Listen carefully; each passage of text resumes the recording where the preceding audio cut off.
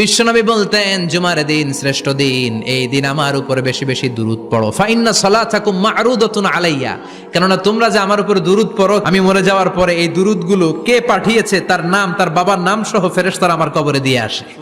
সাহাবারা বললেন, ইয়া রাসূলুল্লাহ কাইফা সালাতুনা মা'রুদাতুন আলাইক, আপনি মরে যাওয়ার পরে আমাদের দুরূদ কেমন করে আপনি দেখবেন? ওয়াকাদ আরিমতা, আপনি তো পচে গলে মাটির সাথে মিশে যাবেন। বিশ্বনবী বলেন, ইন্নাল্লাহা হাররামা আলাল আরদি আন তাকুলা আজসাদাল আম্বিয়া, নবীদের লাশকে খেয়ে ফেলা, নবীদের লাশকে পচিয়ে ফেলা জমিনের সব মাটির জন্য আল্লাহ হারাম করে দিয়েছে। নবীদের লাশ পচে না, নবীদের লাশ গলে না। যারাই বিশ্বনবীর উপর দুরূদ পড়বেন, আপনার নাম সহ, আপনার বাবার নাম সহ, মালাইকাতু সাইয়াহিন, একদল ফেরেশতা আছে শুধু রাউন্ড দেয় গোটা ওয়ার্ল্ডে। কারা বিশ্বনবীর উপর দুরূদ পড়েছে, এই দুরূদ নিয়ে, এই নাম নিয়ে বিশ্বনবীর কবরে তারা পৌঁছে দেয়। চিল্লায় পড়েন আল্লাহু আকবার।